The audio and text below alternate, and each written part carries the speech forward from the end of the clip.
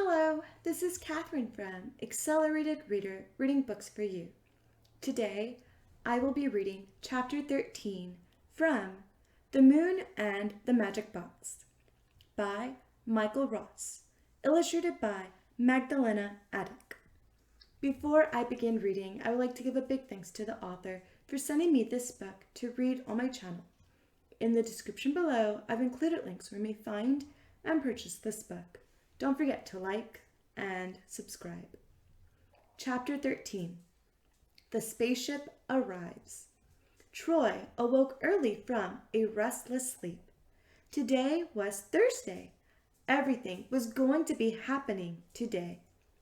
As he lay in his camp bed in the cave, little hints of sunlight were creeping through the opening to the cave. They were lighting up his small sleeping area.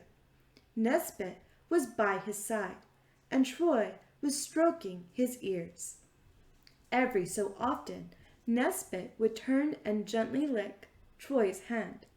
Troy would glance down at him and recognize that Nesbit, too, knew it would be an important day. Troy ran the sequence of events through his mind. Get up and grab a bit to eat. Slurpee, Jello, and Bragger were now named the Disruptor Squad. Their sole purpose was to make sure Troy, Desmi, Nesbit, Pengy, and the Magic Box were at Bramble Wood by 8 p.m. tonight. Everyone knew now that a spaceship was coming to pick up Pengy and the Magic Box, and that all those complicated star maps in Troy's head would be uploaded to the onboard spaceship computers. That Pengy and the Magic Box would lift off into the sky and go to Pengy's home world. That the moon would be saved as soon as more Crodoyo crystals were inserted into their place in the middle of the moon. And that would be the end of the adventure. Troy didn't like endings. Well, not for endings that had proved to be an exciting adventure. As he was lost in his thoughts, he heard Desmi from behind Troy's curtain softly say, "Troy, are you awake? Can I come in?" "Of course, babe," replied Troy. Desmi swept in. Nesbit was already up and wagging his tail vigorously. His two favorite people in the whole wide world were here now. Troy patted the space on his camp bed for Desmi to come and lie down beside him.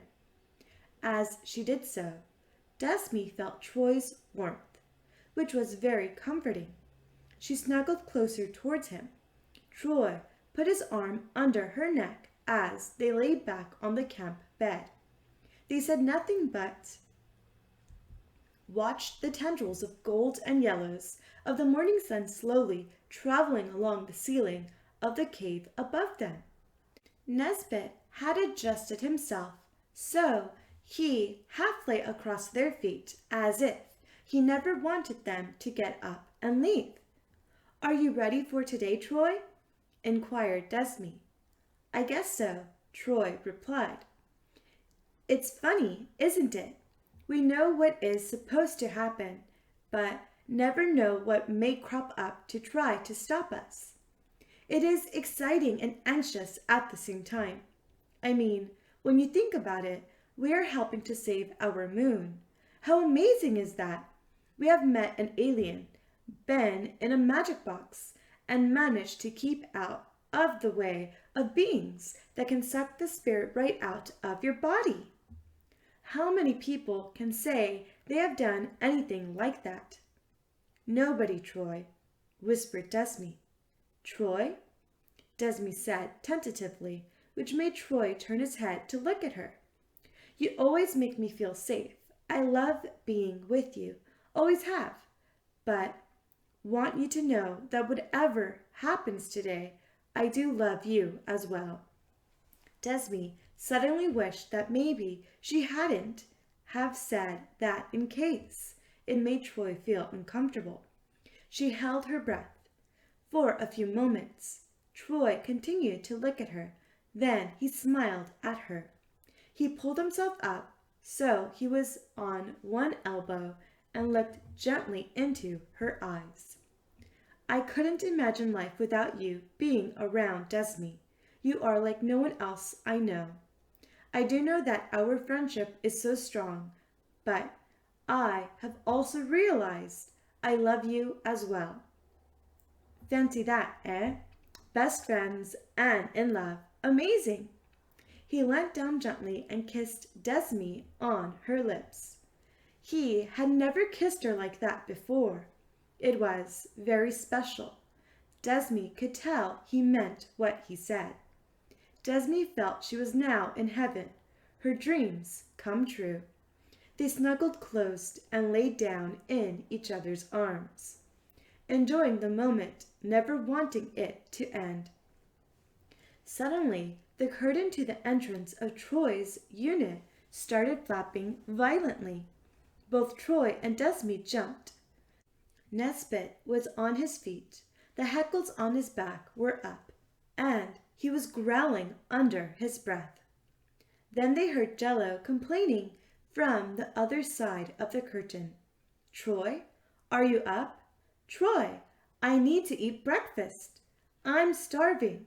The guys say I have to wait till you are up. Can you hear that noise? And sure enough, there was a gentle rumbling, obviously coming from Jello's tummy. Please get up, Troy. I'm starving. In the background, they could hear Bragger and Slurpee forcefully whispering at Jello to pull himself together. There was scuffling, a little bit of swearing, the sound of something being dragged away. Then it went quiet. Troy and Desmi looked at each other, smiled, then laughed out loud. They got up, met up with the others, and sat down for breakfast.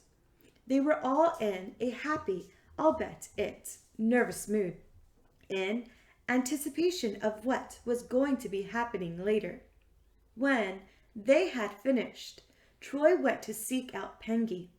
On a wide shelf in one corner of the cave, halfway off the ground, was the magic box. There were the odd flashes of light inside, but that is all. Troy reached up and tapped on the box and called out, Pengy, are you okay? At first, nothing happened. Then the flashes of light grew in intensity and speed. The top of the box came away, and from the mist that was now pouring out of the box, there appeared Pengy. Ah, so, mein human friend, today ist day, ja? For later I know exactly where to go in this Brambles Wood for mine spaceship to pick me up at 8 p.m. Earth time. Woohoo! It will only take 1 minute to extract and upload star maps from inside your head to the onboard computer. And then it is done. Whoopee! We get crystals and we all save der moon. How super duper is that? Troy still couldn't stop smiling at his accent, but he agreed with him. He told Pengy they were having breakfast, and would he like anything? Oh, yeah, me like that ting you do wit bread. You burn it, put on greasy slime, and orangey thingy. Most delicious. We'll have that, please. It took a moment to decipher what Pengy was talking about. Then it clicked and said to Pengy, Oh, you mean toast and butter with marmalade spread on the top? Yeah, nincompoopy. Isn't that what I tell you? Troy smiled again. He was beginning to get very attached to this lovable alien. Troy invited him to the table with everyone else, and they planned what they all would be doing during the day. Meanwhile, Morgumangle, the Dammers' spiritual leader, was losing patience with all the Dammers on Earth. The fact they still had no results was bad news. What was wrong with them? This should all have been a piece of cake to professional assassins who had been perfecting their skills for over 6 million years. Using his telepathic abilities, he spoke to all the Dammers, telling them he was very displeased. They had until 8 p.m. tonight, Earth time, to find and extract the sought-after space map coordinates, and woe betide them if they didn't. If they didn't, he threatened them by saying they would be all brought back to Pyromordial, their home planet, and be subjected to trial by lava. This was the one thing every Dammer dreaded, and nothing usually phases them at all. They would be tied down onto a very large grill, and then drips of molten lava from the volcano's inner core would be dripped onto them. The pain is excruciating, but doesn't kill them. But one thing is for sure, they will do anything not to be subjected to that sort of pain. Morgumangle was confident this threat would make them pull their socks up, for want of an earthen phrase, and he would have the star map coordinates before the end of the day. Morgumangle rubbed his raspy, calloused hands together in glee. He even ventured a crooked smile. He also allowed himself a chuckle, even though it did sound a little like a toilet flushing. Back at the army camp, Blackmood was up early. She already had 2 texts from Cringeworthy reminding her that himself, Dumb, and Darling needed those items he told her to find the day before. Blackmood had left camp and nipped into Bude, a town not that far away, to get some size 10 black, half-Cuban heeled shoes. Not an easy task.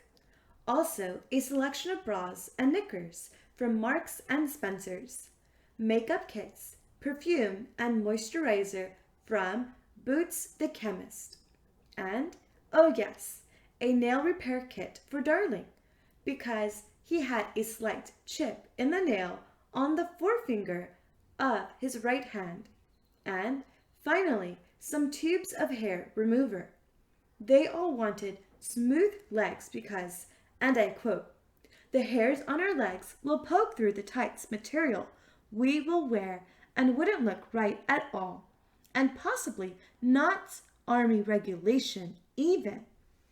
Cringeworthy, Dumb, and Darling had just had breakfast in the mess hall.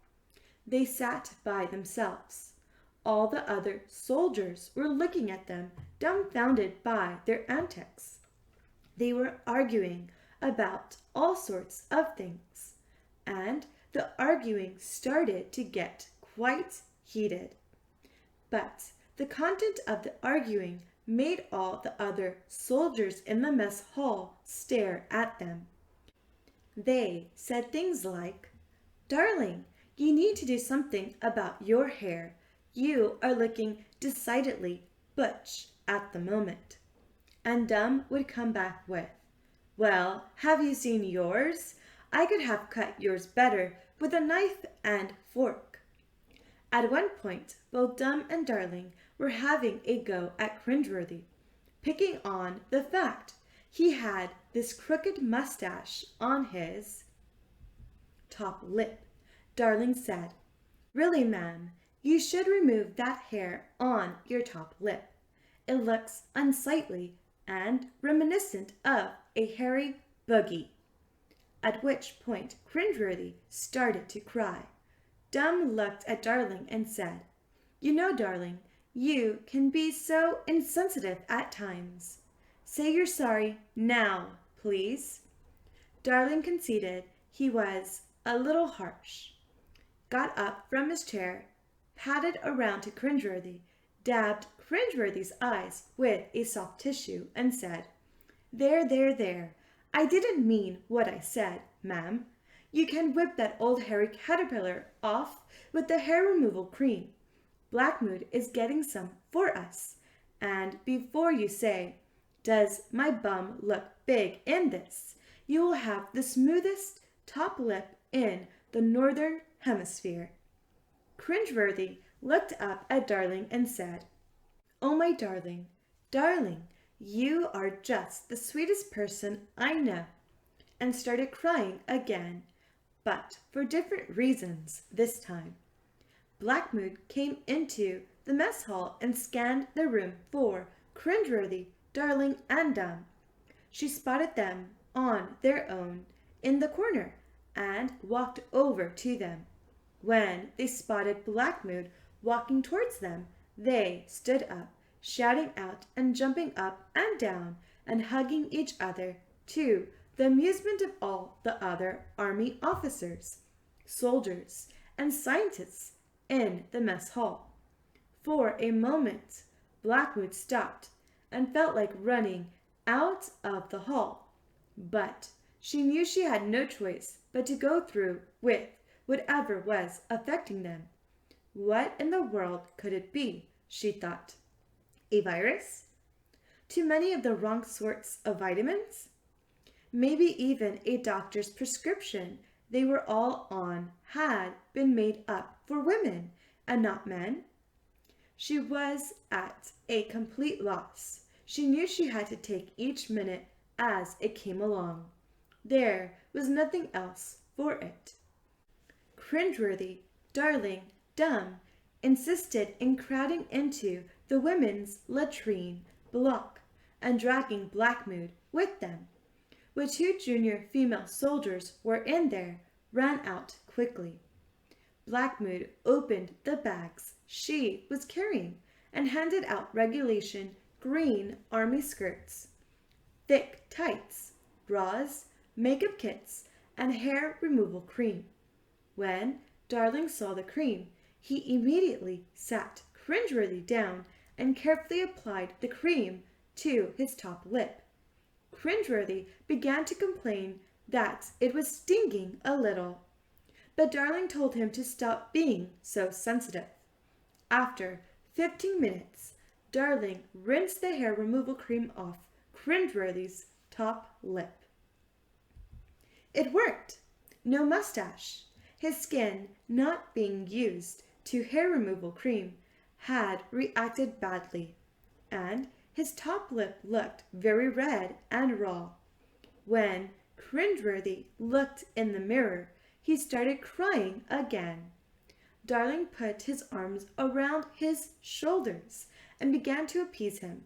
He told him that the moisturizer Blackmood had got him was the best, and it would soothe his top lip, and all would be well.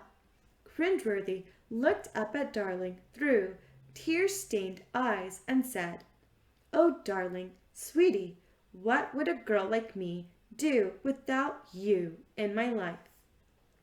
By now, they all started to change into the skirts, tights, and bras that Blackmood had brought. Dumb and Darling were looking rather upset once they had put their bras on. Nothing was filling their bras. Blackmood had thought ahead, realizing this could be a problem, and said to them all, "Calm down, men," to which Cringeworthy came back with, "Do you mind, Blackmood? Watch your language. Can't you see we are not men?" "Ah, of course, sir. Sorry, sir," replied Blackmood. "And another thing while we are on it," insisted Cringeworthy. "Will you start using our correct titles?" Blackmood looked confused. She wasn't sure what to say, since she didn't understand the question. So, to be safe, she said, "Yes, sir. Of course, sir." This time, Cringeworthy went purple in the face. Dumb and Darling were giving Blackmood disapproving looks, and Darling was waving his finger at her. "Sir?" "Blackmood, sir?" shouted Cringeworthy.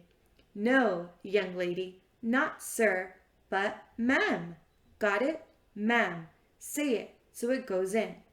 Blackmood took a deep breath. Of course, ma'am. So sorry, ma'am. The penny had finally dropped now.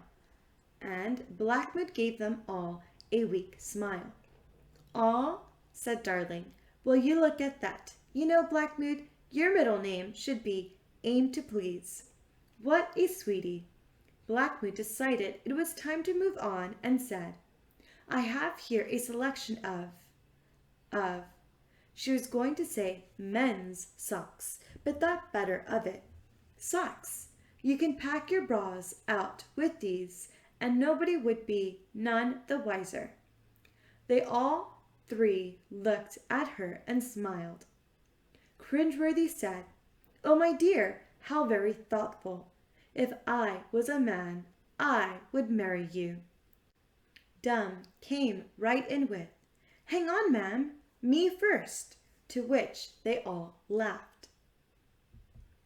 They all got dressed, then stood in front of Blackmood and asked her what she thought. As she looked at the motley group in front of her, it reminded her of performers at a drag show she once went to. She wanted to laugh, but by now she knew it would hurt their feelings.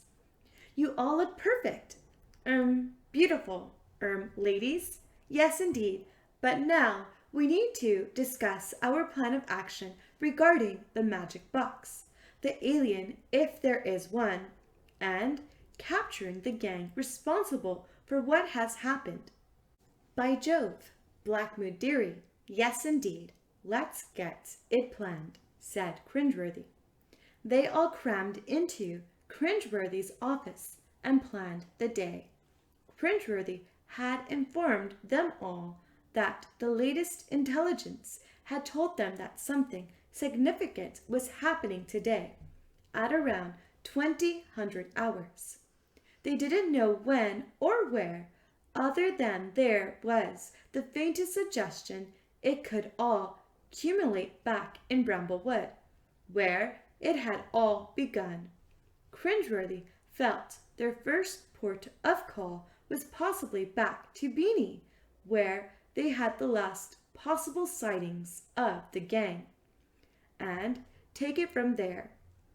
But on second thoughts, they had explored that area already a number of times. No, they would have a little foray inland to the south before doubling back to Apple Tree Farm, and from there to Bramble Wood. They all went off to prepare, but Cringeworthy asked Blackmood to hang back, so he was alone with her. Blackmood, dear, I am relying on you to help me, please."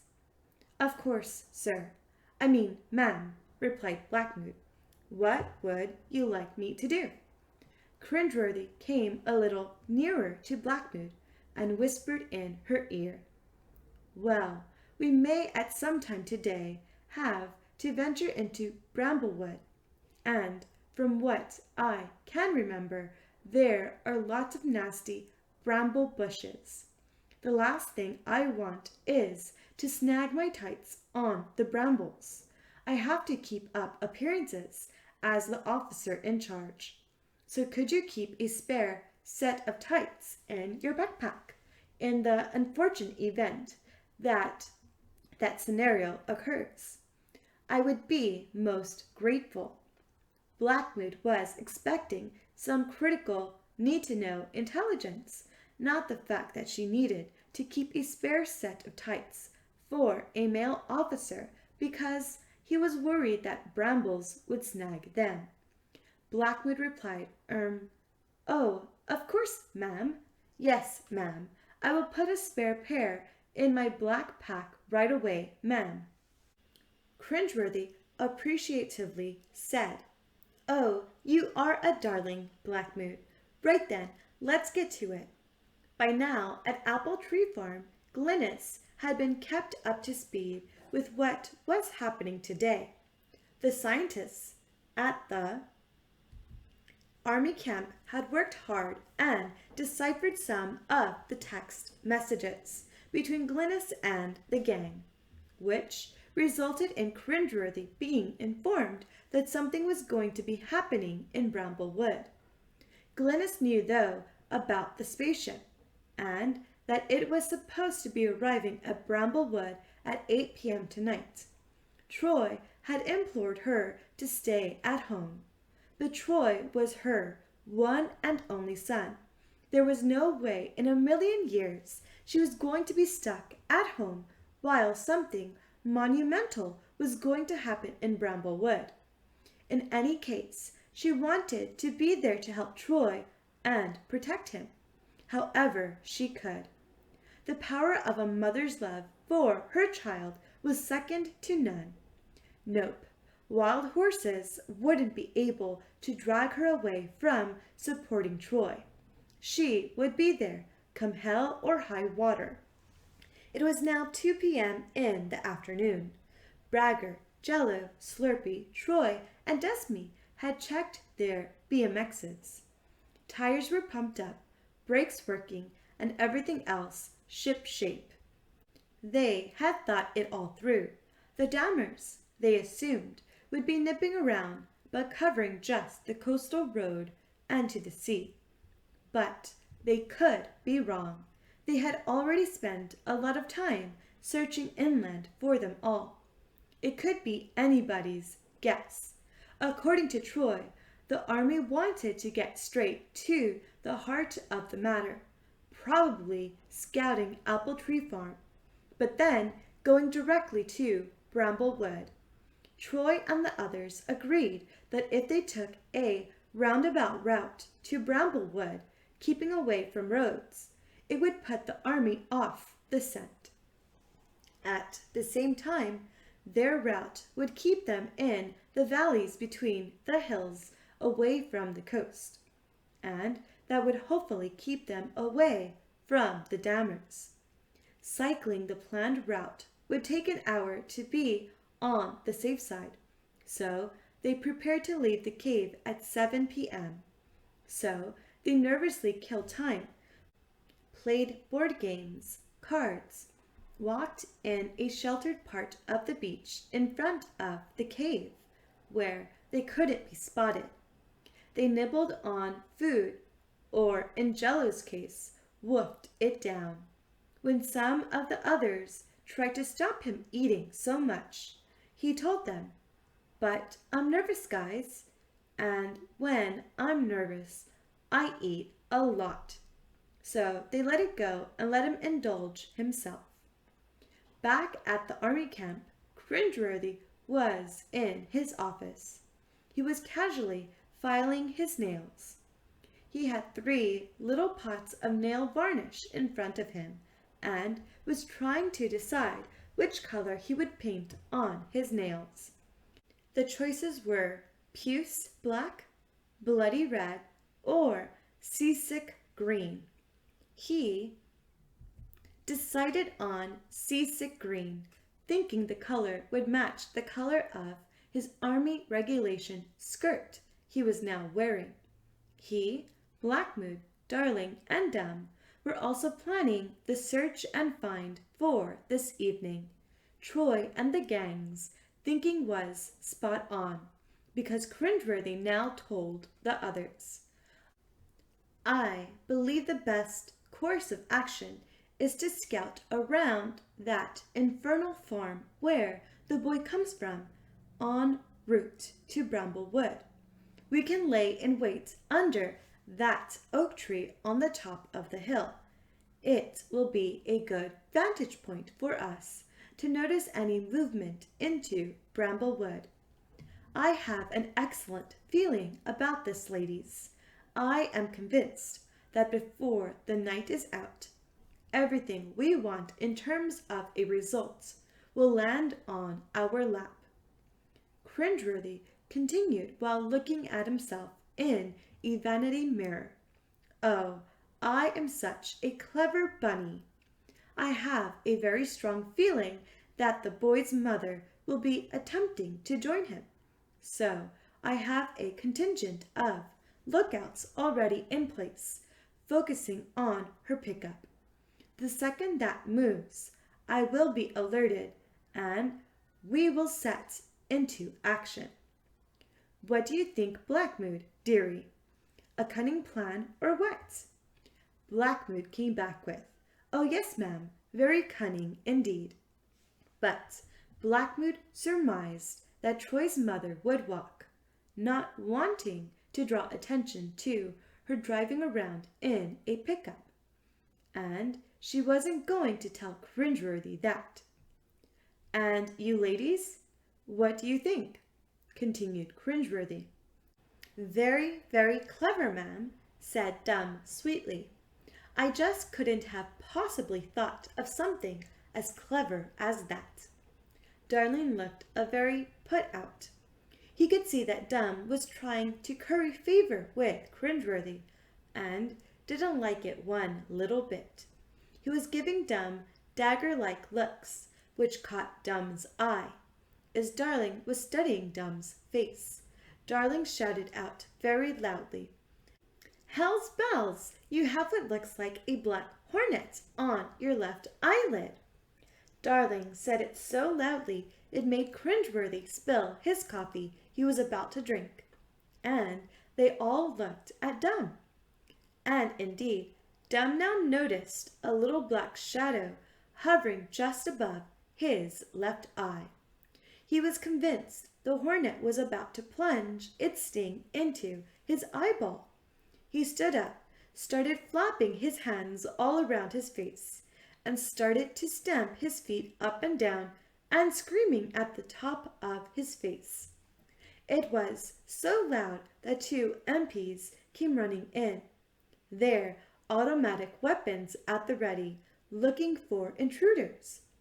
Blackmood came forward a step towards Dumb, had a close look, sighed, and shouted at Dumb to calm down. By now, Cringeworthy had run over to Darling at the same time. Darling ran to Cringeworthy. They met with a bump in the middle of the room and closely held each other, shaking away, wailing at the top of their voices. The MPs didn't know what to do next. They glanced at everyone, then focused on Blackmood, who seemed to be the only sane person in the room. They caught her eye and simply shrugged. Blackmood told Dumb to keep perfectly still. She reached forward and grabbed something long and black that was indeed half attached to Dumb's left eyelid. She pulled it off, stepped back, and held it in the air. Cringeworthy, Darling, and Dumb all had their eyes firmly shut. The MPs just frowned.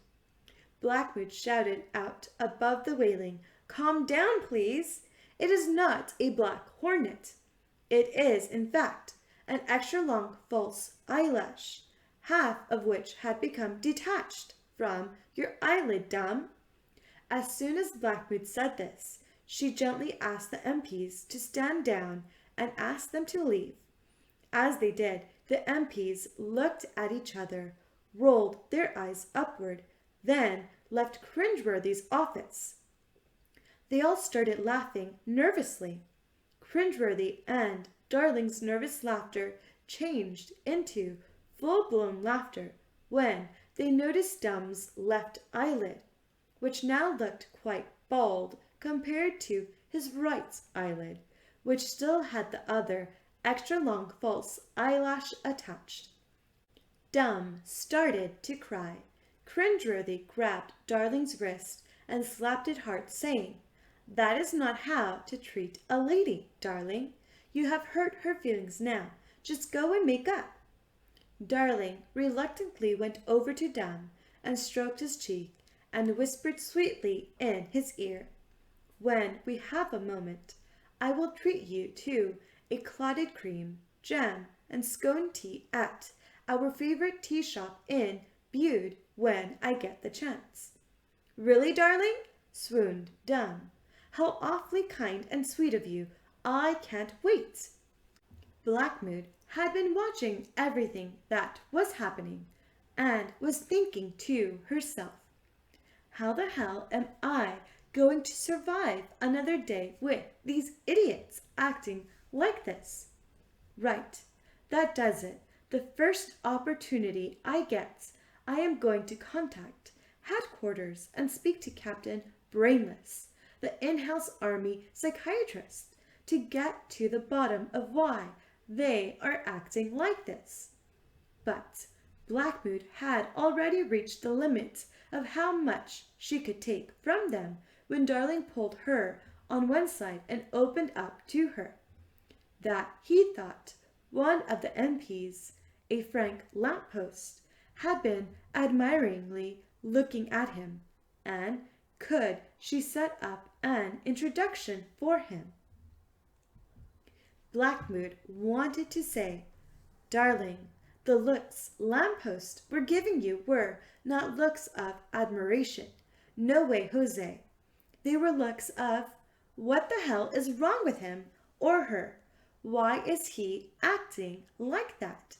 Why is he wearing a skirt, tights, and a bra stuffed with socks?" Instead, she believed it wiser to say, "Of course, darling, I will have a word with him." Never in a million years would she do it, of course. It is quite strange. Blackmood would always buy Cringeworthy a useless man present at Christmas, such as a belly-button warmer or a double-egg cup holder. Now, she was thinking, if he continues to act in this ridiculous, effeminate way, convinced it was all to do with his state of mind, she might look into buying him a straight jacket. She was thinking, I wonder if Amazon or eBay sell them. Luckily, she caught herself just in time. She took out her pocket mirror from her side pocket, looked at herself, and told herself to stop being so ridiculous. By now the Dammers were all carefully lodged inside one of the large clouds floating just off the coast. Much better there than in a cloud inland. They could be spotted, and that would be no good at all. There could be airplanes, drones, etc. Time was marching on. It was now approximately 5 to 7. The Dammers were ready to set off, hidden in a large white cloud just off the coast. Cringeworthy, etc. were making their way to the SUVs that had just driven up to Cringeworthy's office. Troy and the gang, which included Pengy and the magic box, were ready, but they were still trying to figure out how they were to carry Pengy and the magic box. Pengy said he had a solution. It was very simple, he told them. He would sit on top of the box. Troy and the others looked at Pengy and said, "Sit on top of the box? Why not get inside, and then we can carry it in a little bike transporter that would fit one of our bikes." "Ah, zo, Troy boy." This was Pengy's new name for Troy. "9. Der magic box will float in air like a magic carpet and go where I want it to go. See? Anyhow, why me go into box? I miss der excitement, right?" "I suppose so, Pengy," added Troy, "but you still need to keep close to us. Remember, the army and the Dammers will be looking for us all. We are going to take a zigzag route to Bramblewood to put them all off the scent and confuse them." "I see," Pengy remarked. "Very cunning plan, Troy boy. In that case, I keep around about 2 of your earth feet above your head, okay?" And so that was the plan. Everyone prepared themselves. Desme told her father and Glynis that they were setting off. Bragger said his goodbyes to his uncle, Mad Jack, and they were on their BMXs, and they were off. It was a good route Troy was taking. I'll bet a zigzag route. It was just inland from the coast road because the coastal road can be very steep in some parts, and some of the disruptor gang could struggle cycling up them, especially Jello. As Mad Jack watched them all depart, it must have been a funny sight.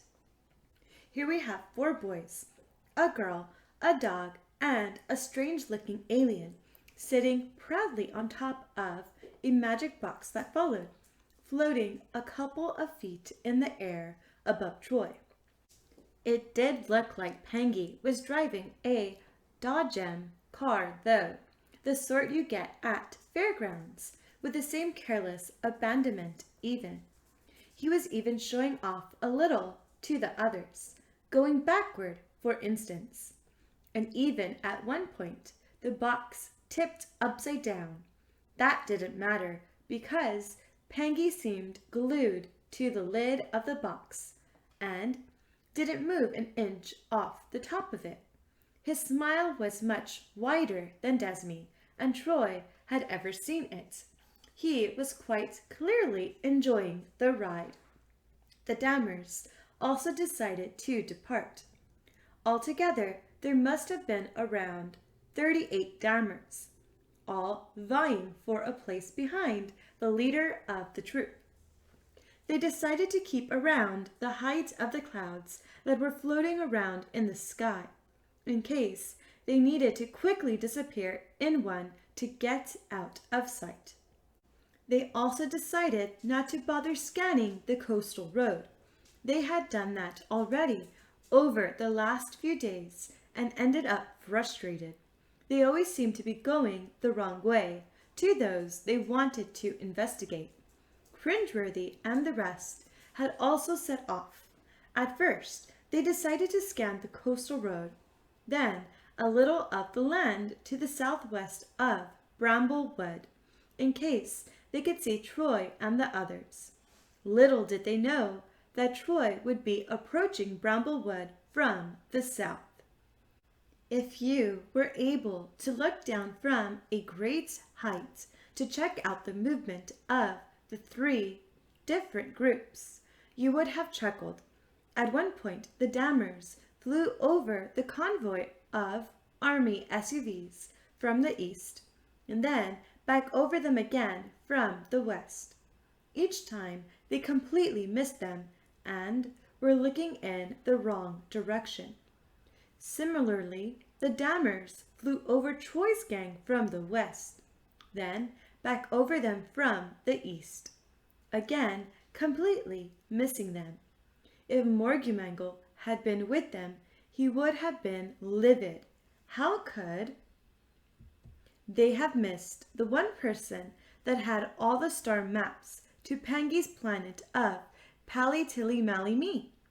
By now, it was 10 to 8. Troy and the gang were spot on as far as timing was going, and they were about to enter Bramblewood. Cringeworthy and the rest had driven up to the oak tree just to one side of Bramblewood, and had begun to walk into the wood.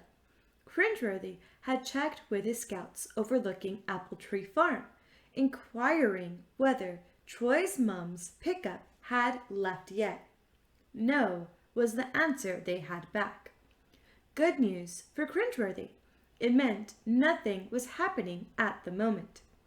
Of course, what Cringeworthy and the scouts didn't know was that Glynis and Desmi's dad decided it would be better to walk, and had sneaked out of the back of the farmhouse 20 minutes earlier on their way to Bramblewood.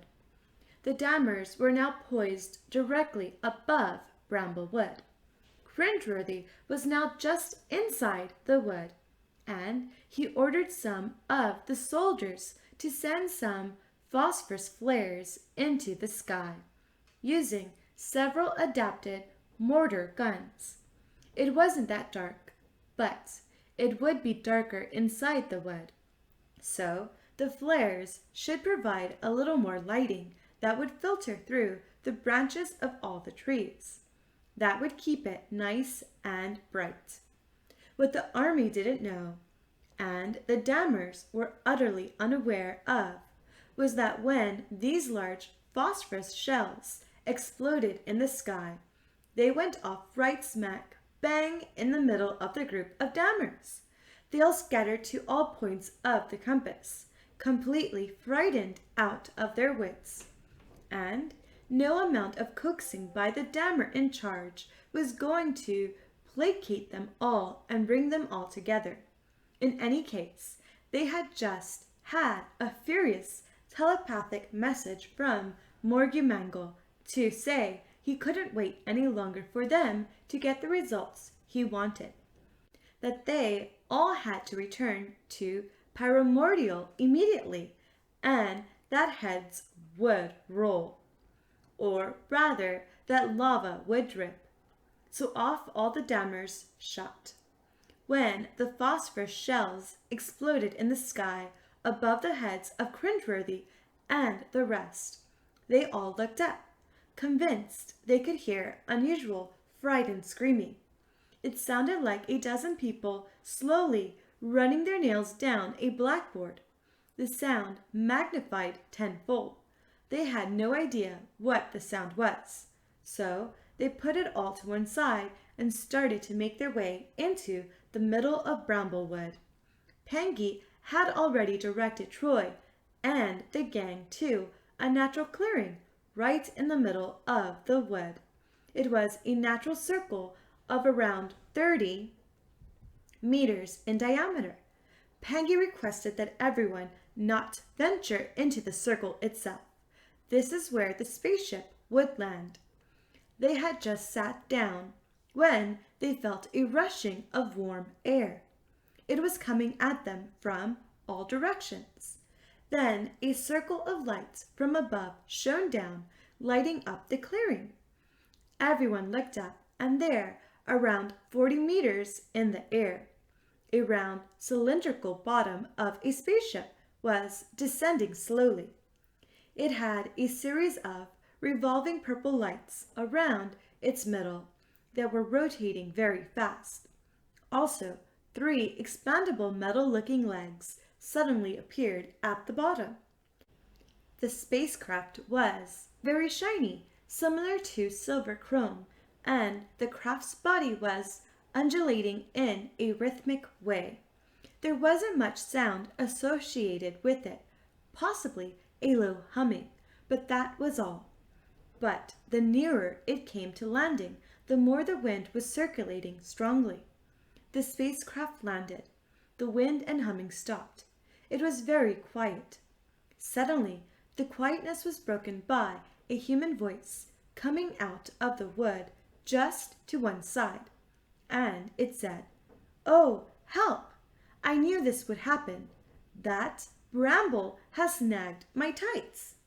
Blackmood, Blackmood, I will need those spare pair of tights now. Please, dearie." Troy and the rest of the gang, including Nesbit and Pangy, froze. Pangy put his finger to his lips so everyone could see to tell them not to make a sound.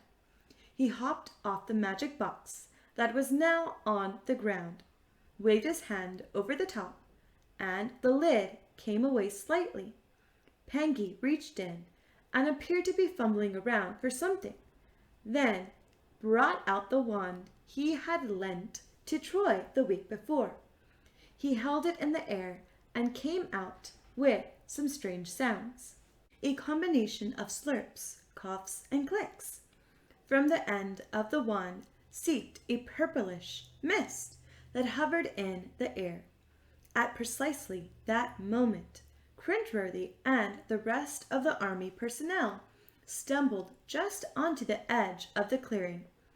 At that point, Pangy brought the wand downwards, and the purplish mist shot like an arrow to each of the army personnel.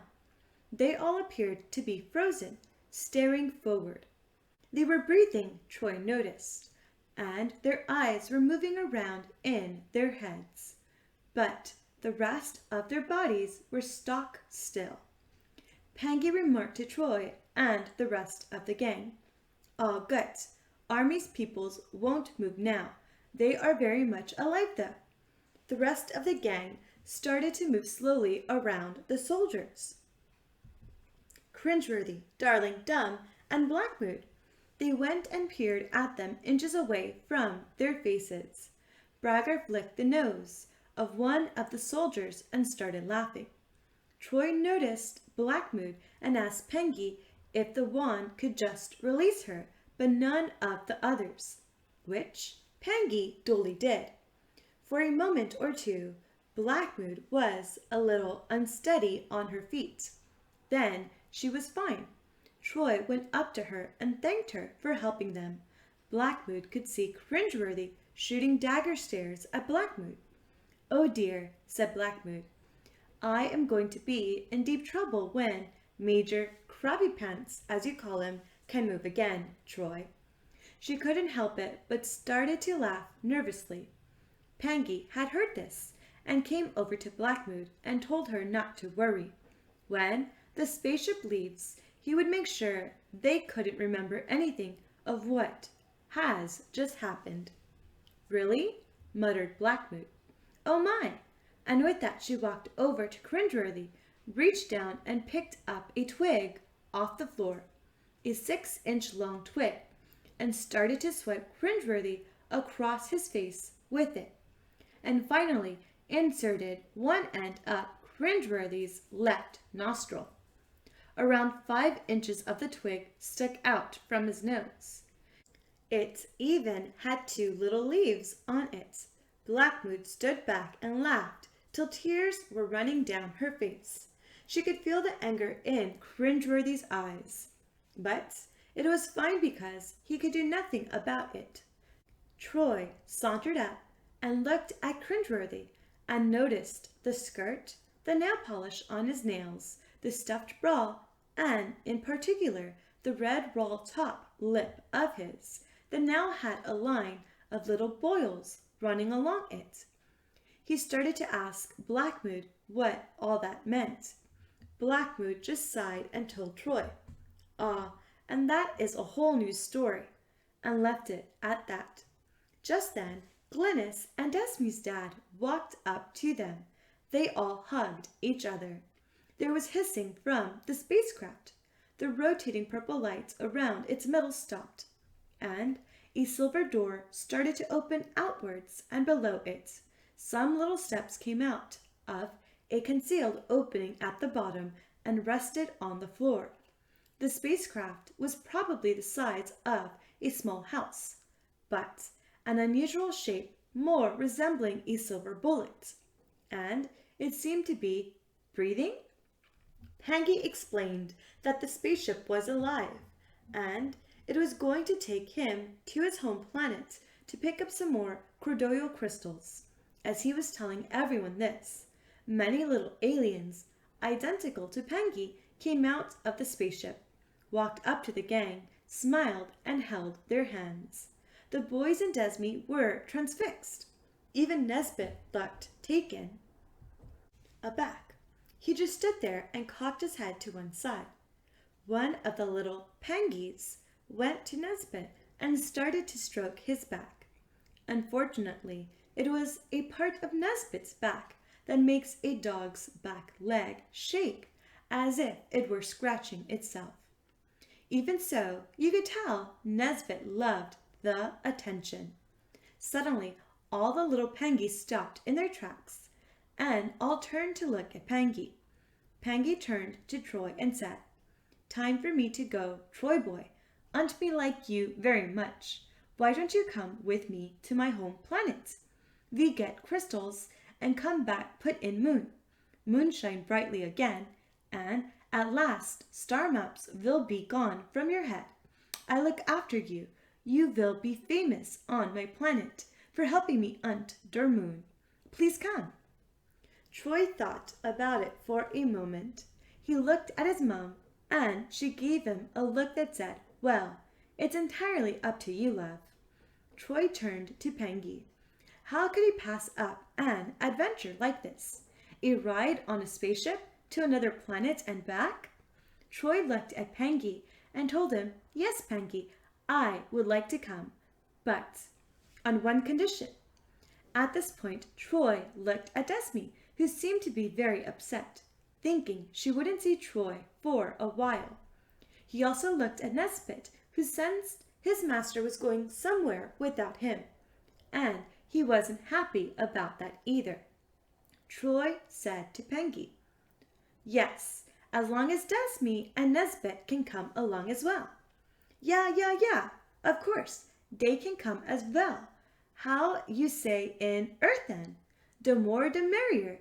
Yeah, come now, we must go now.